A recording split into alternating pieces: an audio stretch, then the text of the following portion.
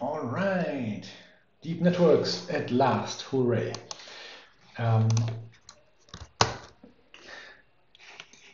I will start by trying to connect to what we have seen before. Namely, we already looked at pixel classification or semantic segmentation using the approach which has been state-of-the-art since, from 2000 until neural networks really took over, and spectacular results in computer vision were first obtained in 2012 by AlexNet, and then well, they slowly seeped into all sub-communities and beyond. Now, how did we do it before 2000? We would take an image, we would somehow compute features, we would by hand construct a decision rule, and when it comes, for example, to foreground-background segmentation, then the pixels that scored highest in the decision rule were marked as foreground.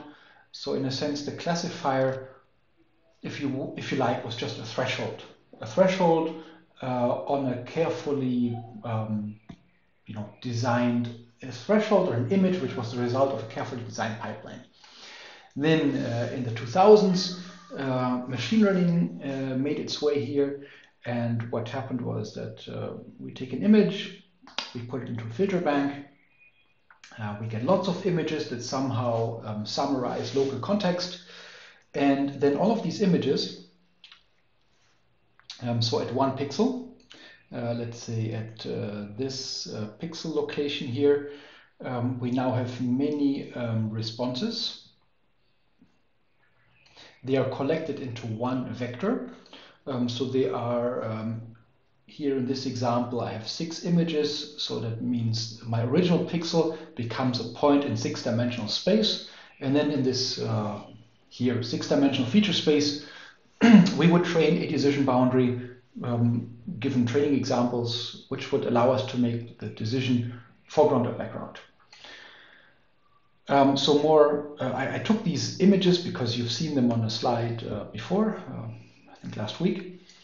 Here on the bottom, a bit more schematically, here is an image, and well, this is an image with, as you see, with one spatial dimension only. Okay, so I'm essentially drawing a vector here, just to make drawing more convenient for me.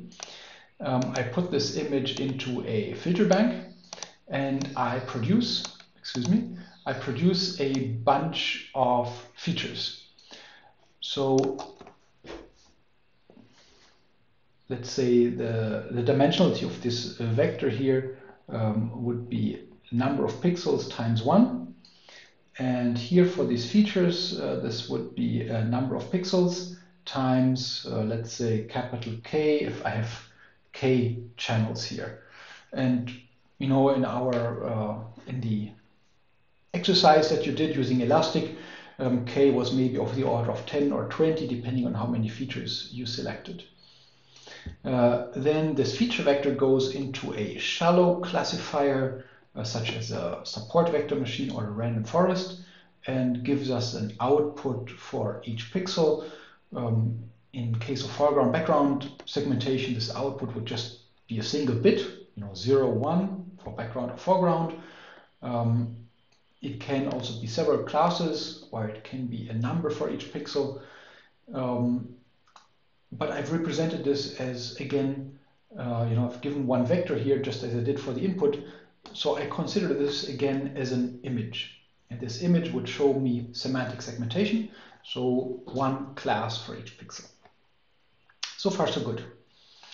So what has happened is that the user has been picking the filters. So in Elastic, when you click on a texture or a color or edge, that's your user choice of which features are you going to compute. And I've shown you slides that said it's really important to have informative features. So you need to span a feature space such that your classes of interest don't overlap too much, or else it will be hopeless to try and learn a discrimination. and the shallow classifier was learned. Now in deep learning, I've started again with an image. I have copied and pasted from above this thing here, except that I didn't write filter bank this time. I wrote filters plus non-linearity, and then I get a set of new feature images or activation images, or I get a set of channels. And this entire thing here, that would be called one layer of a neural network. This would be layer 1, this would be layer 2, and so on. And traditionally, the output of one layer has been used as input for the next layer. So as a physicist, you will say this is Markov 1. Why first order? Why not second order? And yes, indeed, you can have second order. You can say, okay, I feed into a layer not just the output from the previous layer, but also the output from earlier layers. You could do that. But I'm here taking the vanilla architecture. And then at the very end, there is a shallow classifier, so something like a support vector machine. Except in neural networks, this is often called a perceptron, or if you like more statistical language, this would be a logistic regression being used here. And the outcome is again the same, a semantic segmentation, an assignment of each pixel to one out of several classes. Now the difference to what we have above is that all of these filters here, they are all learned, and they are all learned jointly. So in the early days of neural networks, or not the early days,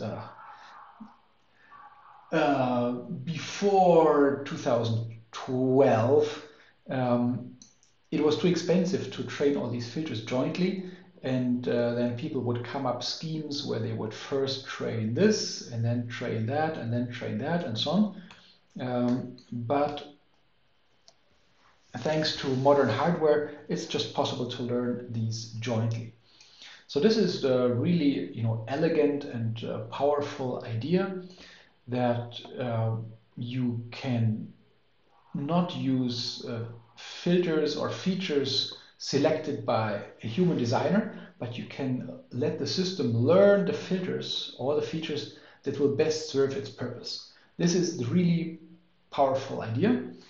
The real great disadvantage is that there are many hyperparameters to be selected by the user, by the designer, and people are working on making all of this more of a plug and play tool, and this work is progressing nicely, but we're not quite there yet. So very many arbitrary decisions enter this process.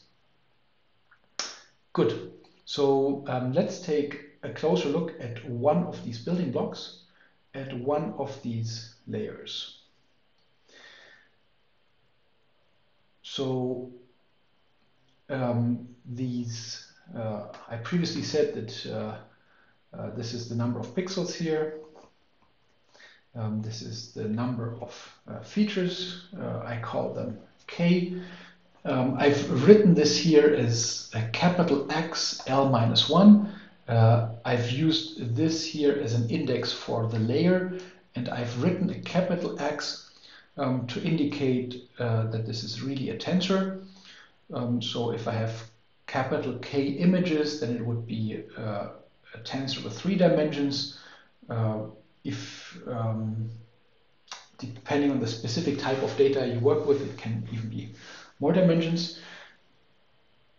And then I apply to this a filter, a linear operator, which I can also represent as a tensor, and a non-linearity, and then I get a new tensor, XL. So really, for example, this linear operation I can express as a tensor operation but it makes notation a little cumbersome. And so here I'm going to simplify life by not really working with tensors, but by instead I'm just taking vectors. Yeah, so I'm pretending that xl minus 1 is a vector with the output from a previous channel, and then I am applying here a linear operation, which I can represent as a matrix multiplication. Then I apply a non-linearity to the result, and I obtain a new vector. And I could make this equation a proper one by giving more indices to say that, yeah, this vector is just one channel out of many and so on. But I'm not doing that here. Good, and in the following minutes I want to discuss these two ingredients, the choice of the linear operator, so what kind of matrix W should I choose here, and the nature of the nonlinearity or the activation function.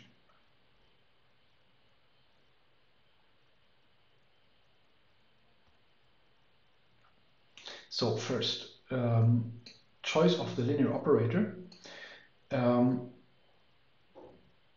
If I just if I just consider W as a matrix for a matrix vector multiplication, then I could use a dense matrix W, which means that, well, each output is some linear combination of all of its inputs. So if you think of it in terms of network topology, this is what we call fully connected. So if I have my input xl minus 1 and I have the output xl, then to obtain a single element of this output, I take a weighted combination of all of these inputs, and then furthermore put this through the nonlinearity to really obtain my xl. It doesn't look so bad here, but if you consider an image, so with 1 million pixels, then the output at a single location would depend on all pixels in the image. And if you remember the kind of images that we have been working with in the exercise so far, so microscopy images of cells, well, if you try and decide if a single pixel is foreground or background, it is quite useful to look a little bit in the vicinity, but it's not plausible why, 1,000 pixels away, why this should impact your decision at a particular pixel. This is also, one reason why we didn't like, by the way, why we didn't like the perfect low-pass filter, the sync, so much, because it decays so slowly. Yeah? So fully connected, probably is overkill. And by the way, it's also just unaffordable in number of parameters that we would have to learn. So you can do the math here yourself. If I use a different decision rule, so if I use a different linear combination here for each of my output pixels, if I do this for 10 to the 6 inputs and outputs, I get a humongous number of parameters, and I just don't have enough training data to fit all that. Good. So we need to make some simplifying assumptions, and a reasonable simplifying assumption is to say that, okay, we want to make these decisions somehow local. Yeah? So when computing an output for the pixel down here, I'm not going to consider all pixels, but only the ones which are somehow spatially close by. So that would consider to a matrix W which has band structure. So we have, you remember, convolution can be implemented by triplets matrix, and that means we have a few non-zero diagonals, and the rest of the matrix is 0. So huge saving in number of parameters and also in computations if we do things cleverly. And then finally, again, coming to this microscopy example, remember we have an image full of cells, and the cells look pretty much the same anywhere in the image. So it's not very plausible that we should use a different decision rule in different parts of the image. Essentially, we want to make the same kind of decision and hence the same kind of computation across the whole image. And this is why we opt for weight sharing. So for these 2 pixels up here, we're not going to use different decisions, but we're going to use the very same decisions. Or if I take a linear combination, I'm going to use the same, I'm going to use the very same coefficients in computing these 2 outputs. In other words, I want my linear operation to be a convolution, and I want the convolution filter to be reasonably small. And this means that my matrix is going to be band triplets. Typical choice would be filters which are pretty small in the spatial domain. For example, 3 by 3 spatial extent times the number of channels that we have in the previous layer. And just in case, what did I want to say with these colorful images here on the right-hand side? Well, I just wanted to say here are 2 images. The second is a permutation of the first.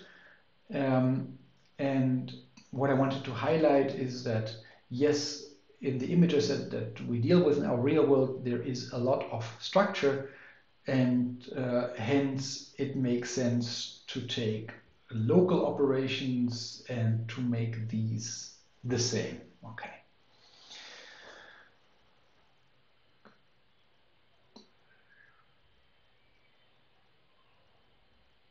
Let me maybe ask at this point if you have any questions already.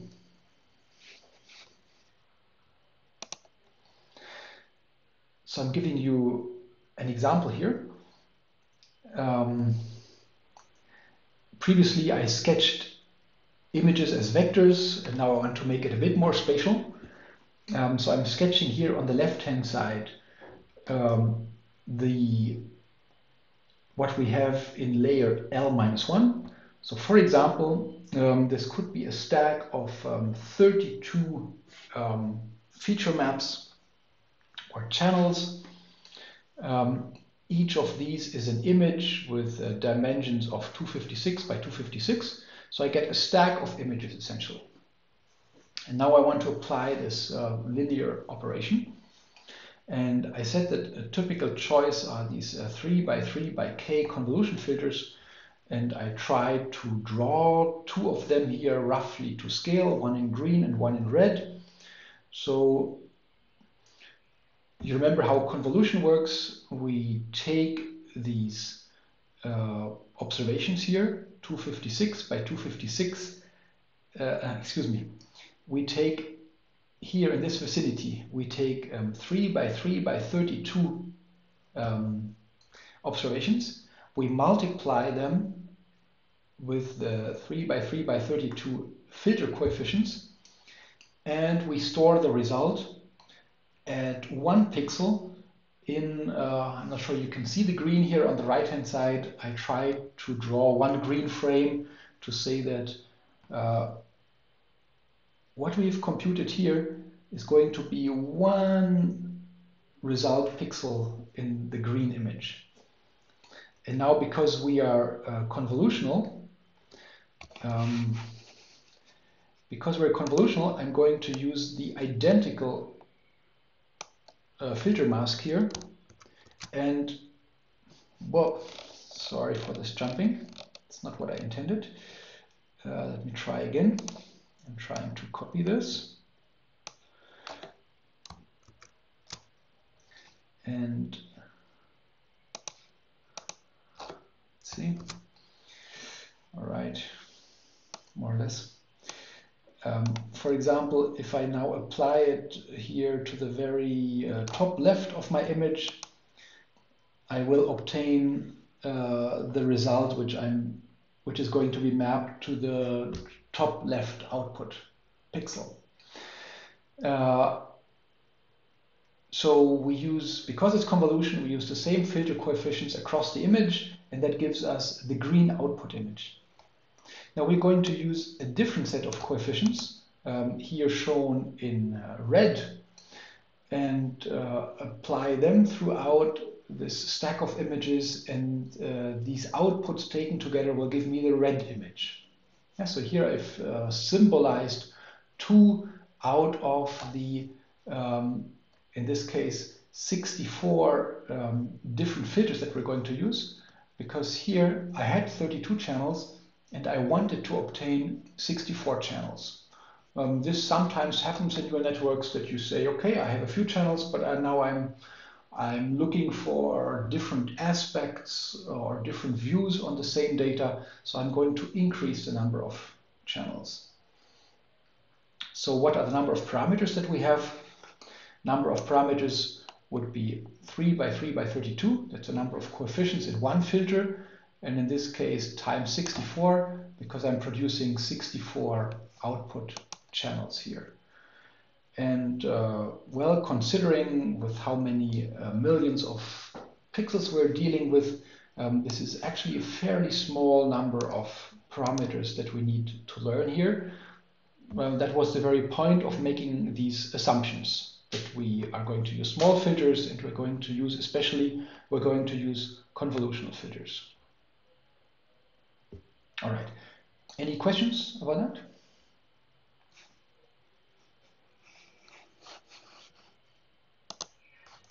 Then earlier up, I mentioned that we have 2 ingredients here. We have this linear operator, W, and we have the nonlinearity.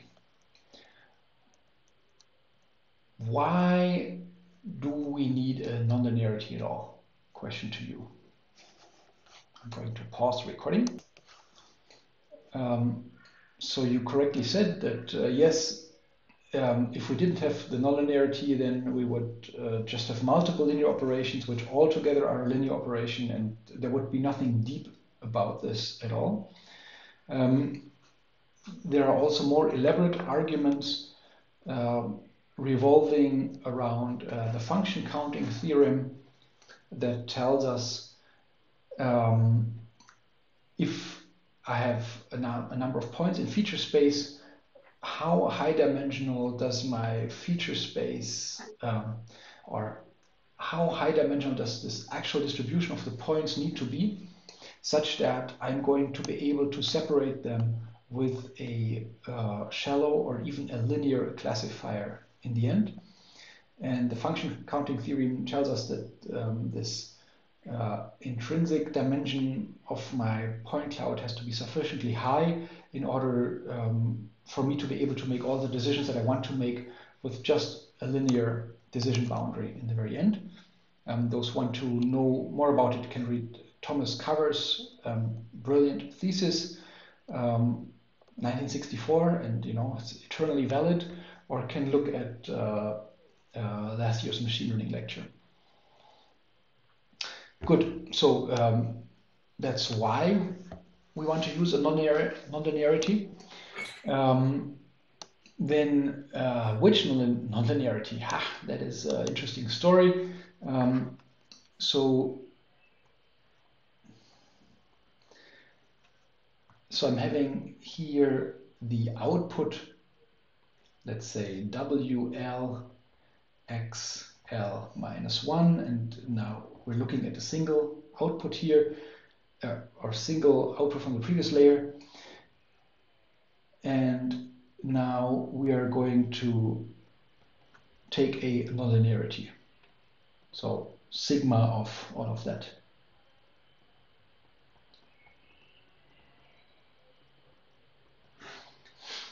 And what people have been using for the longest time are, so for decades, are nonlinearities like this. Why? Because there is lots of beautiful theory behind it that's in terms of generalized linear regression, in particular here a logistic regression. There are, however, I think 3 principal ingredients for the breakthrough of deep neural networks. And many small ones, but the principal ones are that we had GPUs for computation, finally, that we had enough training data at last to train millions of parameters, and also the non-linearity. Because the problem with this non-linearity is that, out here, well, you are in saturation, or down there you are in saturation, and if you now try and train the network, it's very difficult to know. So let's say you have a high value, but you're not satisfied with having a high output. You would prefer low output. Because the curve is so flat up here, it's very difficult to know how the input would need to change. It's difficult to know for an algorithm how the input would need to change in order to get an overall lower output. Especially, given the finite numerical accuracy that we have and so on. And so what turned to work out much better, and which was computationally cheaper, incidentally, was to just use this non-linearity, which is called a rectifying a linear unit, which simply kills negative values and lets the positive ones unchanged. So this simple change, this simple tweak, made a huge difference. This, one of the three things that made neural networks possible, or trainable in the modern age. And then there are 1,000 variations on this theme. So in particular, why not make this function a little bit smoother at the origin? So we don't want the kink here. Or why not let this function go to minus a little bit? Or why not let this function go to 0, but then have a little bit of a slope? And all of these have been, 10 papers have been written about each of these, and tiny variations of these, and are sometimes claimed to be better or whatever. So I think the thing that most people go with these days is just this primitive non-linearity, the rectifying linear unit. Good. So I have a comparison table here. This picture here is meant to symbolize feature bank plus shallow classifier. This is meant to indicate a deep neural net. And let's go through this a little bit. No particular order in these criteria. Reductionism, what do I mean by that? In the sense that you are breaking down the task into individual pieces and you're trying to solve each of these subtasks well. So for example, you can argue, well, I do want an edge detector in there somewhere. And when you use a shallow classifier, then you can reason about what is the best edge detection filter and of a given size, how exactly am I going to construct it? So you can somehow break it into subtasks and try and solve each of these subtasks optimally. Whereas in the deep neural net, by and large, you're just training the whole thing at once. So I would argue that this is actually a plus for shallow classifiers, at least the way traditional science and engineering works. Incorporate prior knowledge here for sure. In deep neural nets, perhaps also. If you look at the optimization problem, if as optimizer here you use something as simple as a support vector machine, then the optimization problem is actually convex, which is good. Here we have, on the other hand, a terrible optimization problem that I'll talk about more in a few minutes. End-to-end training can only be done, so to train the whole thing jointly can only be done for neural networks. That turned out to be a big plus. Number of parameters, normally you try and prefer having few parameters to avoid overfitting, and also because you need less training data. It's nice that for shallow methods you need less training data. Expertise is needed in both cases. The thing is with shallow classifiers, with a computer from 10 years ago, you did okay. And if I now buy you a big compute server, you're not going to do any better than you did 10 years ago. Whereas with a deep neural network, well, if I give you a big compute server, you are going to use 10 times as much data augmentation, or perhaps if you have more, if you have enough training data, you're going to make your network deeper, you're going to give it more channels, and all of this is going to make your network better. Yeah, so here you can piggyback on hardware improvements, which you cannot with traditional architectures. And because we have big hardware improvements, I would make this a big plus. Special hardware needed? No, so it means it just runs on your laptop. This is nice.